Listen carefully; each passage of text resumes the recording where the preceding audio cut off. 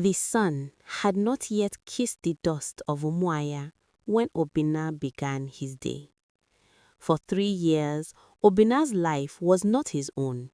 He was a ghost in his own village, a man driven by a single burning purpose: to get his wife Ifeoma to the overseas. Welcome to Latongu Tales. Don't forget to like, share, and subscribe so you never miss a story. Now grab your popcorn. Let's dive into today's tale. Was riding an old smoking Okada, ferrying passengers through the treacherous potholes of the city.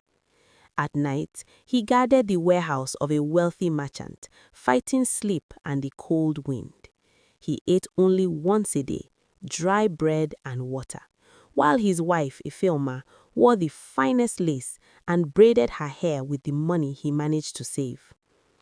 "My king," Ifeoma would say, her voice like honey as she massaged his aching shoulders. "Once I reach London, I will work day and night. In 6 months, you will join me. We will leave this poverty behind forever." Obinna believed her. He loved her with a blindness that worried the village elders.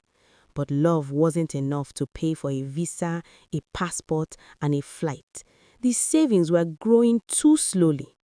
That was when the desperation took root. One stormy night, Obinna traveled to the forbidden grove to see the old one of the creek. He didn't tell Ifeoma. He made a pact. The old one gave him a small carved wooden box. "Inside is the wealth you seek," the spirit whispered, its voice sounding like dry leaves rubbing together. "But there is a thread tied to this gold. The thread is your wife's loyalty. If she steps on the soil of the white man and remains your wife in heart and soul, you are free. But if she cuts the thread, the debt falls on you. You will pay with your very form, piece by piece, until there is nothing left but dust." Obinna took the box. The next day, he found a hidden stash of money. Within weeks, Ifeoma had her green passport and her visa. The day of her departure was a festival. Obinna cried tears of joy as he watched her board the bus to the airport. She held her passport tight, laughing, promising to call as soon as she landed. "I am going to build our empire, Obinna. Just wait for me." But as the weeks turned into months, the calls became shorter. Then they became texts. "I'm busy, Obinna. The network is bad, Obinna."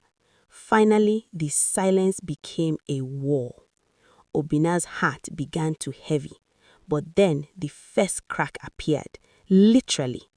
One morning, while washing his face, a small piece of his thumb simply fell off. It didn't bleed. It looked like a block of wood, a 3D pixel that had detached from his body. He stared at it in horror. The thread was freeing. The final blow came through a screen. A neighbor showed Obinna a video on social media. It was Ifeoma. She was in a sparkling dress, dancing in a lavish hall in London.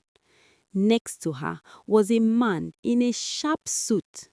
She held up her new marriage certificate and shouted to the camera, "I have finally escaped the village. To the man who paid my way, thank you for the free ticket. Don't call me again. I am now a British wife." The village erupted in mockery. Obinna fell to his knees in the dust, his chest beginning to fracture.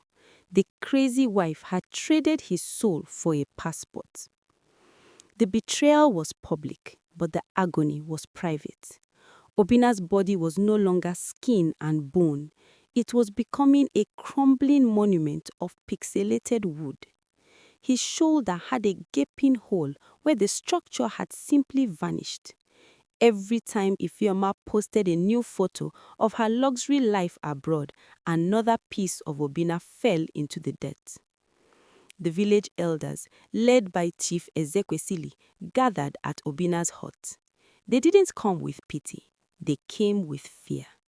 They could see the supernatural rot taking him over. Obinna, the chief barked. What did you do to get that money? The air around you smells of the forbidden growth.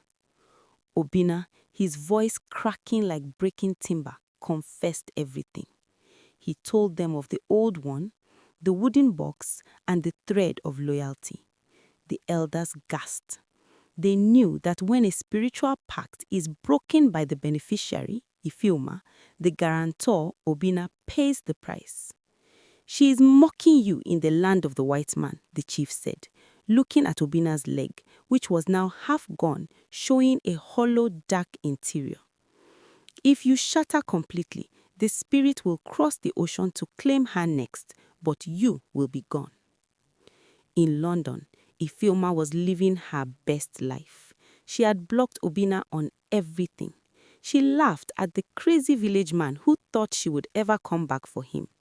She was now married to a wealthy man who promised her a permanent stay. She felt untouchable. But then, during a high society party, Ifeoma looked into a mirror. Her reflection didn't show her beautiful lace dress. It showed a roaring lion with eyes of fire. She screamed, dropping her glass of champagne. No one else saw it. Then she felt a sharp pain in her hand.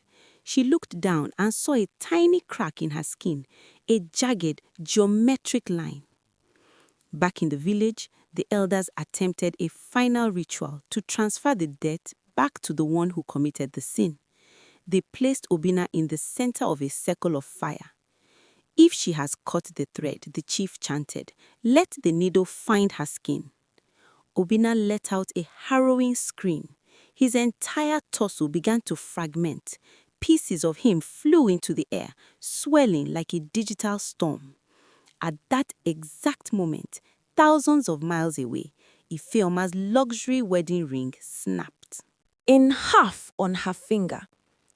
Her husband looked at her with disgust as her glamour faded and she began to look like the desperate village girl she truly was.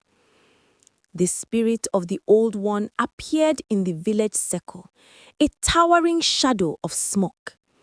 It looked at the crumbling Obinna and then looked toward the north, toward the ocean. The wife has spent the gold, the spirit boomed. She has married the stranger. She has spat on the pact. With a final explosive sound, Obinna's body completely shattered. But instead of dying, the pieces flew toward the wooden box he had received years ago. The box pulled the fragments in, locking Obinna's soul away to keep him from total destruction. The next morning, news reached the village. Ifeoma had been deported, not by the government, but because her new husband had vanished into thin air. He was a manifestation of the spirit sent to trick her. She was found wandering the streets of Lagos, clutching a passport that had turned to dry, dead leaves. She was the crazy one now, screaming about lions in the mirrors. Obinna remained a statue of broken pieces in the village square, a warning to all men who sacrifice their souls for a love that has no roots.